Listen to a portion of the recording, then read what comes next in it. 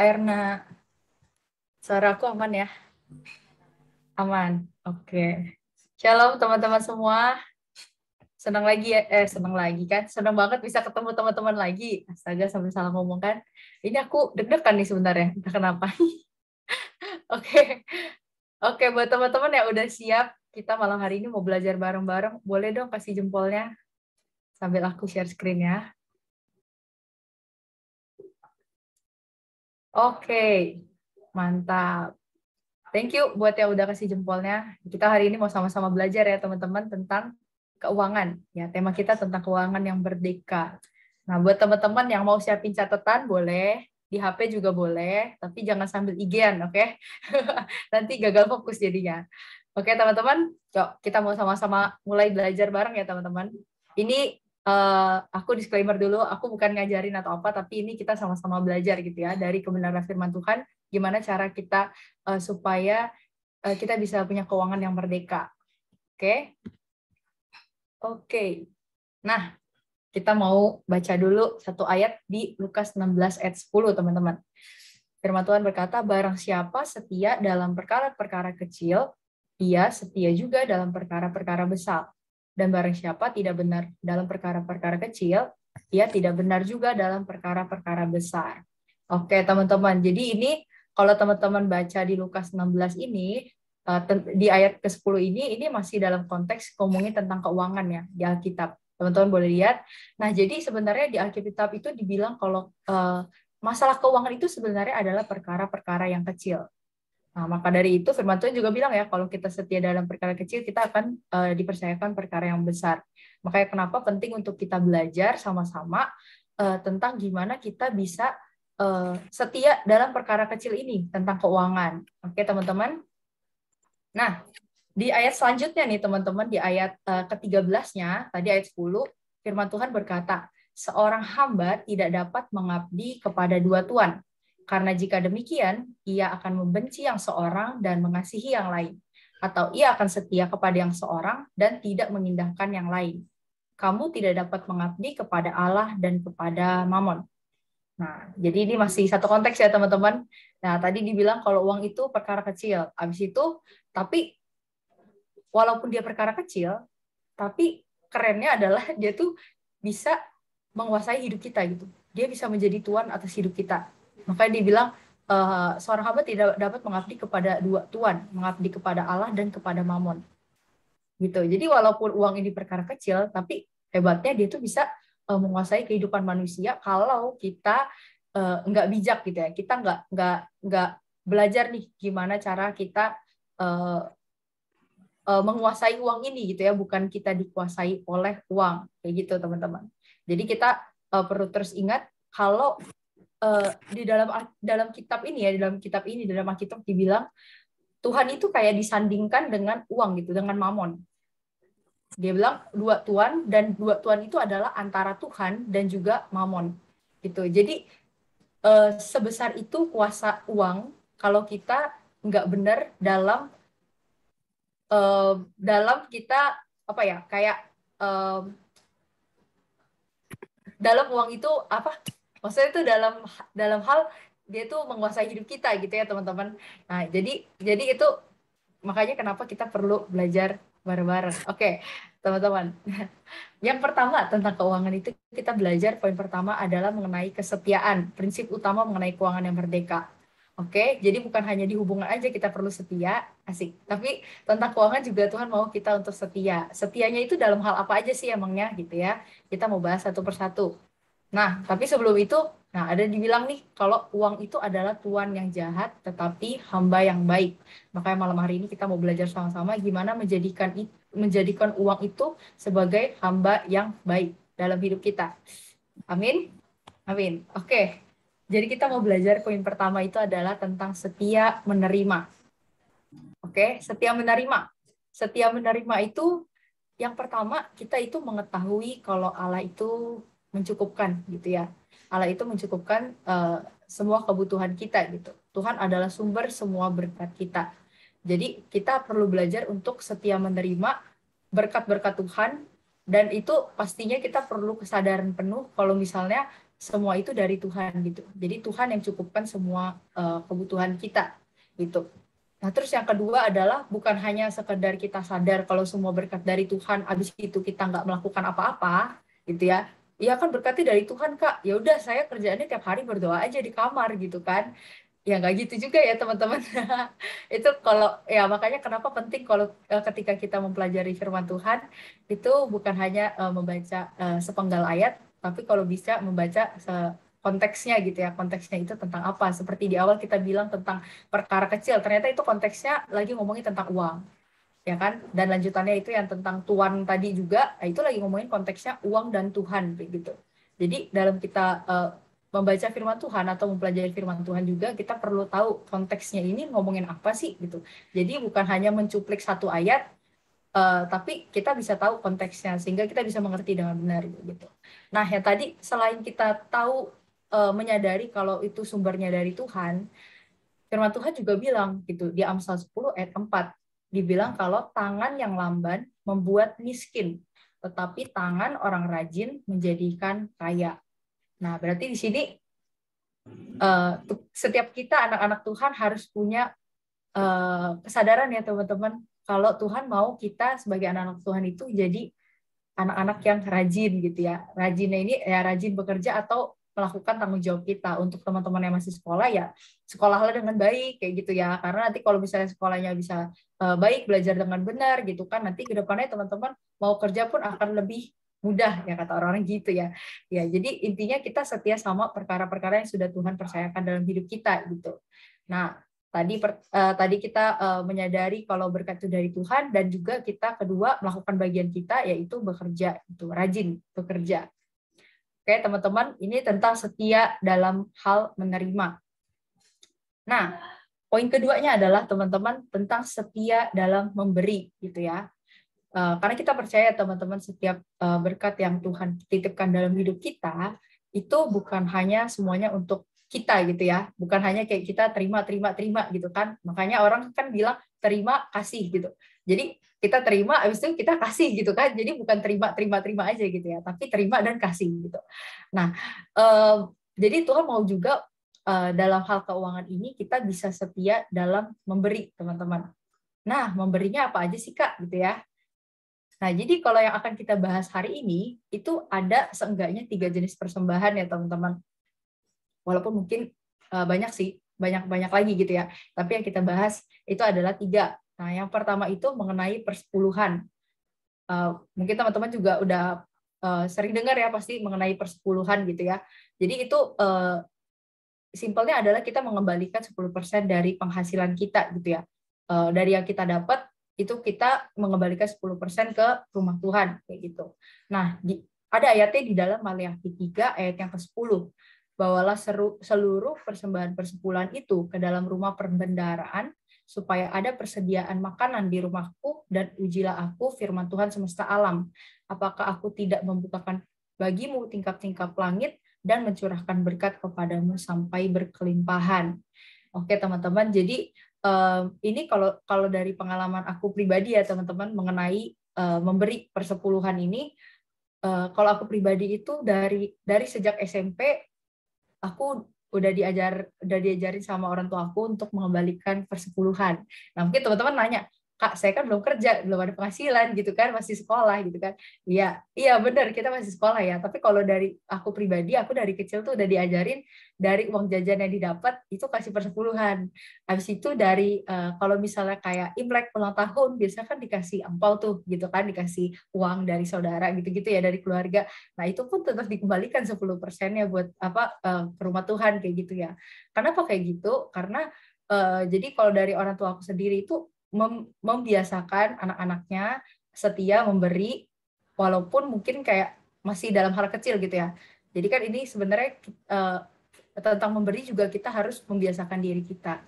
Mungkin sekarang kayak contoh nih ya teman-teman, kita punya penghasilan atau uang jajan kita tuh misalnya 10.000 misalnya gitu ya. Nah, berarti kita mengembalikan persepuluhannya berapa? 1.000 ya kan? Nah, coba teman-teman bayangin ya, misalnya untuk teman-teman yang kerja nih, yang kerja misalnya anggaplah ya, oh sebulan dapetnya cuma misalnya cuma 1 juta, mana cukup untuk hidup, misalnya gitu ya. Nah, mau balikin perpuluhan itu 100.000, nggak cukup nih buat hidup. Nanti aja deh, tunggu saya diberkati gitu kan. Ada tuh orang-orang yang, maksudnya ada beberapa orang yang punya pemikiran kayak gitu. Nanti deh tunggu aku diberkati lebih, baru aku balikin perpuluhan ke Tuhan. Nah, tapi kenyataannya kebanyakan gimana teman-teman? Ketika udah diberkati lebih, menurut teman-teman dibalikin nggak tuh? Oh, tergantung ya, tergantung orangnya. Ya, tapi kalau dari pengalaman yang aku dengar, itu kebanyakan tuh nggak dibalikin juga gitu. Karena ketika berkatnya ditambah sama Tuhan, tetap bilangnya nggak cukup juga gitu. Kebutuhan hidup meningkat nih, nggak bisa gitu kan. Maksudnya untuk kasih perpuluhan tuh nggak cukup, untuk memberi itu nggak cukup gitu loh. Untuk sehari-hari aja susah katanya gitu. Walaupun padahal berkatnya itu udah ditambah sama Tuhan gitu ya teman-teman. Makanya kenapa perlu kita kalau dari aku pribadi, sejak dini kita belajar untuk setia memberi gitu ya. Setia memberi, kalau dalam hari ini persepuluhan, berapapun itu kita udah setia memberi, walaupun maksudnya kecil gitu ya, kelihatannya nominalnya kecil gitu ya. Tapi kita ketika kita udah setia memberi, ketika kita dapat berkat yang lebih, bahkan yang sampai kayak tercengang-cengang gitu pun, kita tetap bisa balikin gitu, karena kita tahu itu ibaratnya kayak ya kita udah belajar setia memberi itu sejak dini gitu ya, sejak awal. Nah, oke. Dan teman-teman, mungkin di antara teman-teman nih, kan ini dari berbagai gereja ya, dari berbagai gereja, mungkin ada gerejanya yang percayanya, maksudnya nggak memberikan persepuluhan, misalnya kayak gitu ya. Bahkan ada gereja tuh yang sempat memperdebatkan mengenai persepuluhan gitu ya. Aku pernah dengar sih. Jadi itu didebatin, terus ya nggak tahu sih buat apa sih didebatin gitu kan. Nah, tapi aku ketemu satu quotes gitu ya teman-teman. Nah, ini bagus quotes-nya.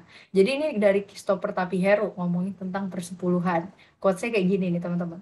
Perpuluhan bukanlah upaya untuk mengeluarkan uang dari dompet kita, karena Tuhan nggak perlu duit loh, ya kan? Melainkan upaya untuk mengeluarkan berhala dari hati kita. Oke? Ya, coba dicerna ya teman-teman. Ini bagus banget quotes-nya menurut aku ya. Karena tadi di ayat di Lukas 16 juga kita udah lihat kalau gimana Tuhan itu disandingkan dengan uang gitu loh. Jadi ibaratnya sebegitu besarnya kuasa uang, dia tuh bisa apa ibaratnya ya? Bisa merusak seluruh kehidupan kita gitu, kehidupan manusia. Makanya banyak juga ya berita bahkan bisa kayak udah nggak ada hati nurani, kayak misalnya KDRT karena uang, misalnya kayak gitu ya.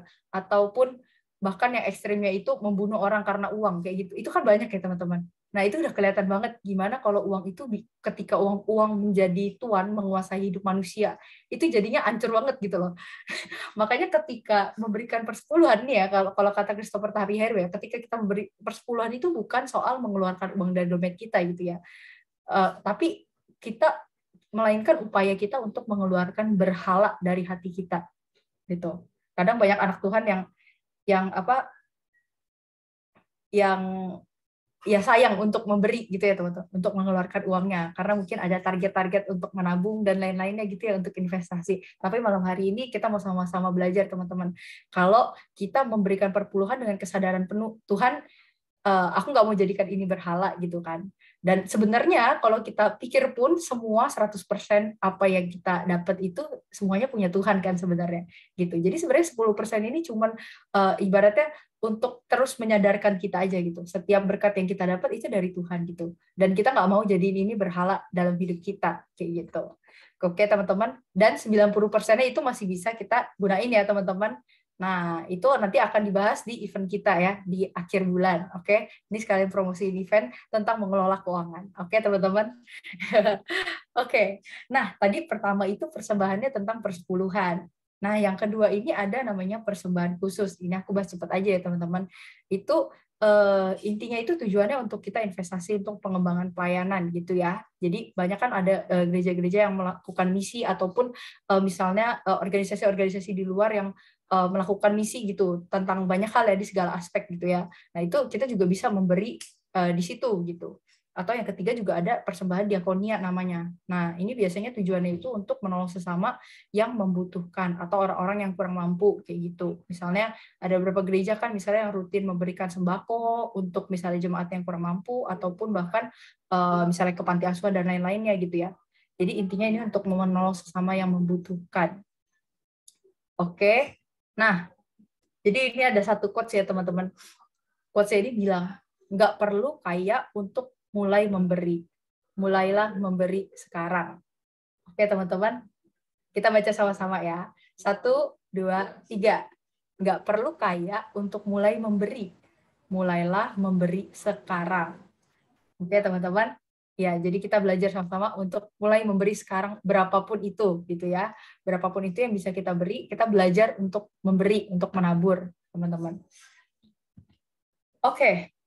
Nah, yang ketiga, ini kita belajar tentang setia mengatur. Tadi yang pertama itu setia menerima, yang kedua setia memberi, yang ketiga itu kita mau belajar setia mengatur. Tapi ini aku bahasnya hanya simpelnya aja gitu ya teman-teman. Kalau teman-teman mau tahu lebih detailnya, bisa ikut event di akhir bulan. Ya nanti bisa tanya ke pembinanya ya eventnya. Oke. Oke, jadi tentang setia mengatur, itu artinya gimana sih? Yang pertama itu kita punya rencana pengeluaran ya. Jadi pengeluarannya itu perlu direncanain atau perlu budgeting lah ya bahasa kerennya gitu ya. Kita perlu budgeting gitu. Supaya apa? Supaya jangan sampai seringkali kita hal-hal yang nggak perlu akhirnya kita beli nih karena tanggal kembar gitu ya. Karena kita nggak ada rencana pengeluaran gitu ya. Akhirnya ya tiap tanggal kembar kita belanja terus padahal sebenarnya nggak perlu gitu ya. Walaupun murah-murah, diskon-diskon, gratis ongkir gitu ya. Tapi kalau dari totalin banyak juga belanjanya gitu kan. Jadi itu bahaya ya teman-teman, walaupun nggak kelihatan itu, tapi bahaya kalau kita terus membiasakan diri kayak gitu. Makanya penting untuk kita punya rencana pengeluaran gitu ya. Ini aku juga masih sama-sama belajar ya teman-teman, untuk merencanakan juga pengeluaran gitu. Oke, terus yang kedua itu memiliki pencatatan pengeluaran gitu. Jadi belajar untuk setiap pengeluaran yang kita uang yang kita keluarkan itu kita catat supaya apa? Supaya tahu, oh ini udah kebanyakan nih jajannya nih gitu kan. Biasanya kalau kita anak muda nih kebanyakan ini ya nongkrong gitu kan, jajan Gojek, Shopee Food gitu kan, GoFood ya. Jadi perlu kita catat nih, coba kita lihat, iya ya bulan ini pengeluarannya uangnya banyak habis buat apa ya gitu ya. Apakah habis buat makan bakso terus setiap hari gitu kan, siapa tahu kan pecinta bakso gitu. Jadi kita bisa tulis tuh teman-teman ya. Jadi nanti itu bisa buat bahan evaluasi kita di bulan depannya atau di kedepannya itu supaya lebih bijak lagi gitu, supaya uangnya itu nggak hilang begitu aja gitu. Karena jujur aku pribadi pun dulu aku bahkan nggak punya tabungan sampai aku umur 20 tahun. Aku sama sekali nggak punya tabungan dan orang tua aku pun kan nggak nabungin ya gitu ya. Jadi sampai umur 20 tahun tuh aku nggak punya tabungan teman-teman. Parah nggak? Jadi itu walaupun maksudnya aku juga nggak tahu itu duit kemana. Nah itulah bahayanya kalau kita nggak punya rencana pengeluaran dan kita nggak punya catatan pengeluaran. Jadi itu pokoknya duit berapapun yang dikasih, duit berapapun yang kita punya itu habis semua gitu. Itu sangat-sangat bahaya. Oke, tapi aku juga ya masih belajar juga ya teman-teman untuk tetap punya perencanaan dan juga mencatat pengeluaran gitu. Nah, ini agak PR juga emang ya mencatat pengeluaran. Tapi kita sama-sama belajar. Oke, yang ketiga itu memiliki tabungan dan investasi sesuai kemampuan kita. Kayak gitu. Mungkin ya emang nggak semua dari kita mungkin bisa udah bisa menabung gitu. Mungkin kayak dari uang yang kita punya itu misalnya hanya cukup untuk kebutuhan sehari-hari kita, atau kita pun punya tanggungan, contoh harus mengirim ke keluarga dan lain-lain kayak gitu ya. Nah itu nanti teman-teman bisa menyesuaikan sendiri dengan kondisi teman-teman kayak gitu ya. Nah jadi ya pokoknya sebijak-bijaknya lah dalam kita menggunakan uang gitu ya, berusaha untuk nggak boros kalau emang ada lebih, dan kalau emang bisa disisihkan, sisihkan untuk ditabung atau at least ada dana darurat lah gitu ya. Nah itu biasa, itu yang nomor satu yang paling utama ya, dana darurat gitu. Jadi sewaktu-waktu kalau misalnya ada masalah atau apa, kita punya dana simpanan gitu ya teman-teman. Oke, nah yang terakhir itu tentang menjaga harta orang yang dipercayakan. Nah, mungkin di antara teman-teman sekarang harta sendirinya belum ada nih, bisa gitu ya, belum ada tabungan nih Kak, belum investasi, saya masih kecil gitu ya, ya kan? Jadi kita belajar untuk menjaga harta orang yang dipercayakan ke kita. Apalagi buat teman-teman yang misalnya udah kerja nih, kerjanya di bagian pembukuan gitu ya misalnya. Itu kan hartanya orang lain ya, kita tiap hari kerjaannya ngitungin duit orang gitu kan, banyak bukan duit sendiri gitu ya, capek ngitung duit orang gitu ya. Tapi kita sebagai anak Tuhan kita harus tetap bisa menjaga gitu ya teman-teman, berintegritas walaupun itu harta orang lain, ya kita bisa tetap menjaganya gitu. Kenapa? Supaya kita dipercayakan harta tersebut gitu ya. Ketika kita dipercayakan lebih, kita juga bisa menjaga gitu. Kita bisa menjaga apa yang Tuhan berikan, dan kita bisa mengatur dengan baik kayak gitu teman-teman. Nah, ini aku mau kesaksian dikit sih sebenarnya. Tapi sebelum itu aku bacain dulu ya ayatnya. Jadi ada di ayat di Amsal 13 ayat 11. Harta yang cepat diperoleh akan berkurang, tetapi siapa mengumpulkan sedikit demi sedikit menjadi kaya. Ya, jadi aku mau sharing teman-teman ya, sharing sedikit tentang ya berhubungan sama keuangan pastinya ya. Sebenarnya ini ceritanya buat aku agak agak apa ya, agak memalukan sih gitu ya sebenarnya. Tapi tapi setelah aku pikir lagi, nggak, maksudnya kayak ya udah, aku mau sharingin ke teman-teman, tujuannya supaya teman-teman bisa belajar dari pengalaman aku, intinya gitu lah ya. Jadi teman-teman nanti mungkin yang kayak masih sekolah atau apa, teman-teman juga bisa ingat-ingat pengalaman aku ini, supaya kedepannya teman-teman tidak jatuh di lubang yang sama gitu ya teman-teman. Oke, ini aku mau cerita singkatnya aja ya. Singkatnya adalah jadi tadi aku bilang kalau misalnya sampai umur 20 tahun tuh aku nggak punya tabungan ya teman-teman. Nah, jadi setelah itu pokoknya pas awal COVID gitu lah ya, berarti tahun 2020 itu aku baru mulai nabung gitu.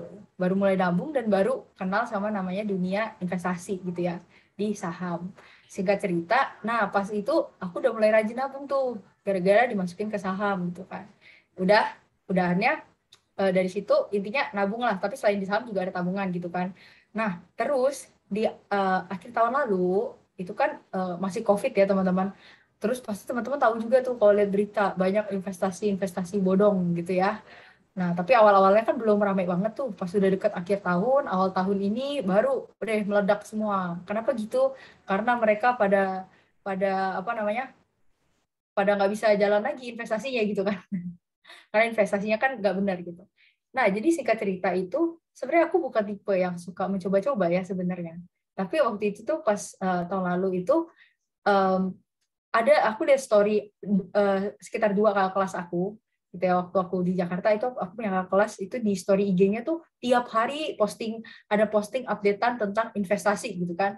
Jadi orang masukin duit ke dia gitu kan intinya. Nah, abis itu aku kan awal-awal lihat, oh ya udah apaan sih nih, kayak jelas gitu kan kayak gitu. Terus lama-lama gitu kan, lama-lama ini kok kenapa tiap hari ada gitu kan story-nya gitu kan. Maksudnya terus yang masukin tuh nggak nanggung-nanggung gitu ya, ratusan juta pun masuk gitu loh. Itu kayak apaan sih ini gitu kan, kayak kita lama-lama penasaran dong ya, kita lihat-lihat terus gitu kan.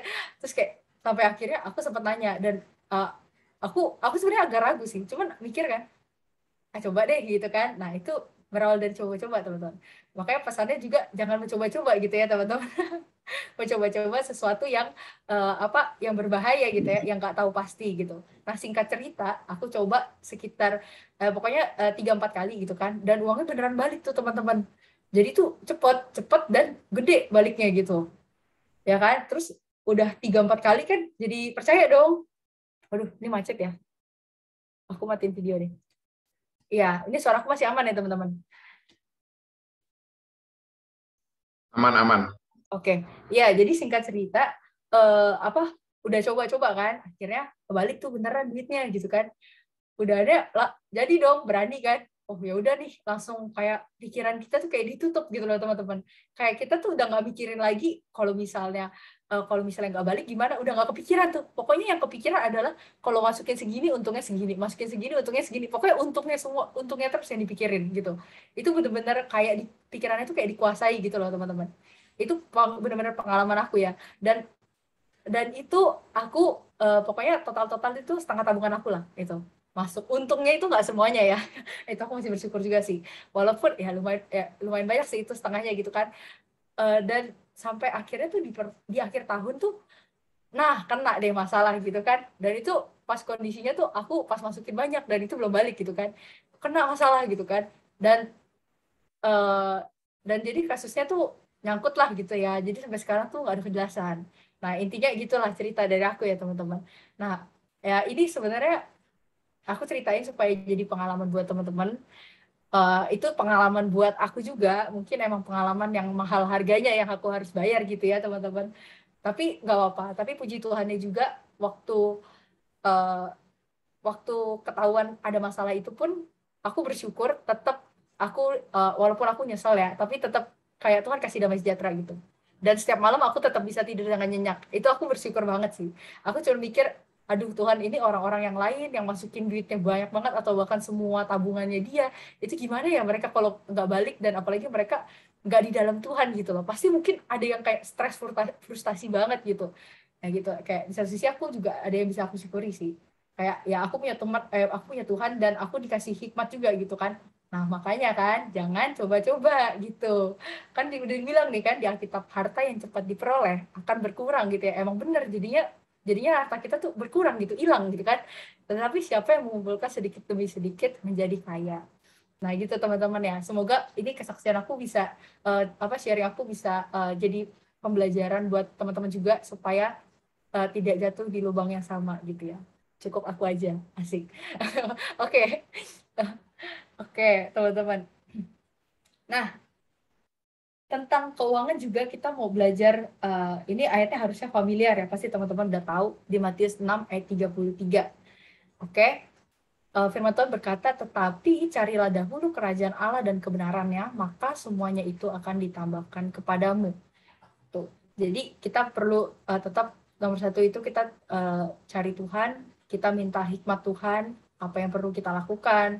Misalnya kita punya uang lebih, harus dikemanain, berkat yang Tuhan kasih, ini harus mana yang harus kita simpan, harus kita atur, mana yang harus kita berikan untuk orang lain, kayak gitu ya. Karena kita percaya teman-teman, setiap berkat daripada Tuhan itu pasti di dalamnya itu antara ada benih dan ada roti gitu. Jadi setiap berkat yang Tuhan kasih, kita perlu minta hikmat Tuhan.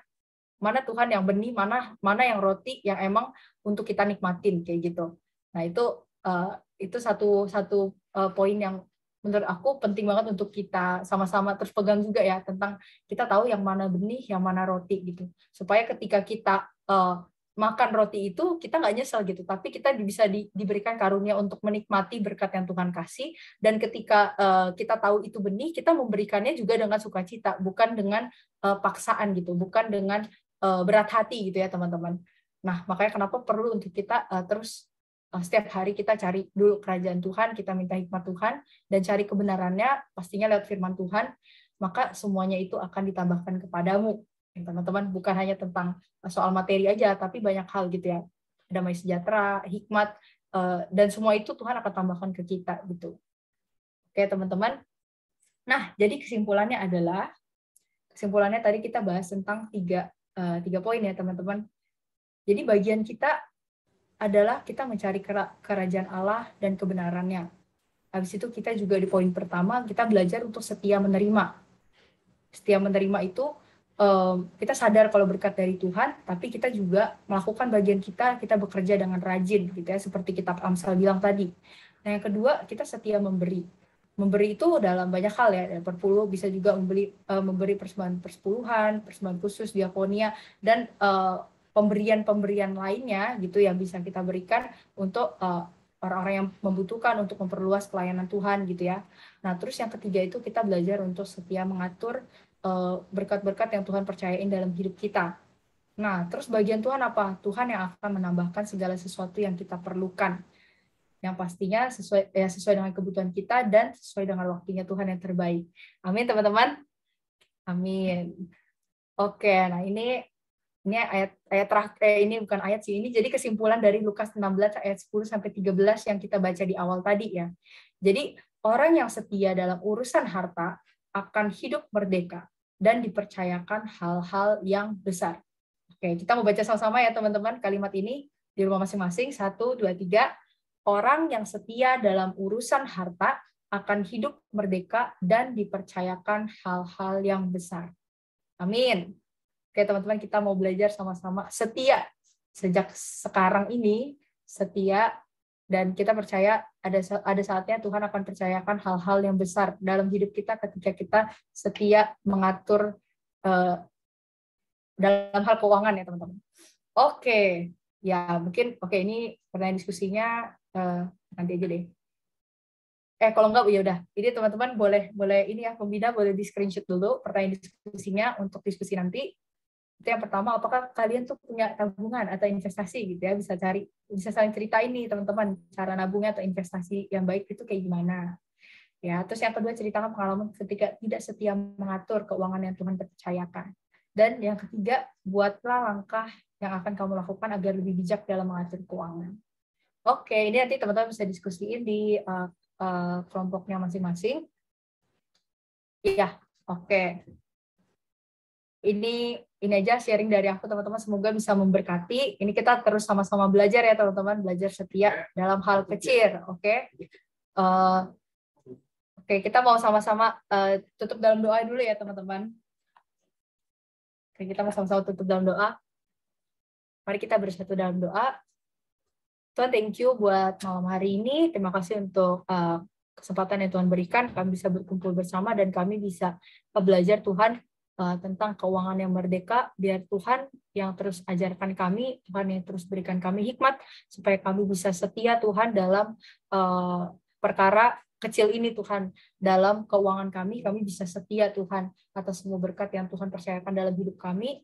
Dan kami mau belajar Tuhan untuk terus setia menerima berkat-berkat Tuhan. Kami juga mau melakukan bagian kami untuk bekerja dengan rajin, melakukan tanggung jawab kami dengan baik.